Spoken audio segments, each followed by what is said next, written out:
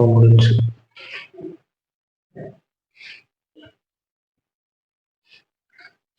இதில் ஏதாவது உங்களுக்கு ஃபிட்டிங்கில் ஏதாவது டவுட்டு, இல்லை ஃபிட்டிங் சரியாக வரல, என்ன ஏதுன்னு எதாவது இருந்துச்சுன்னா நான் ஸ்க்ரீனில் வந்து நம்பர் தரேன். அந்த நம்பருக்கு டேரெக்டாக நீங்கள் கூப்பிட்டு கால் பண்ணி கேட்கலாம். இல்லை இந்த ஸ்மார்ட் பாக்ஸ் வந்து ஃபிட்டிங் பண்ணணும்னாலும் சரி, இதுவும் பண்ணி தரலாம்.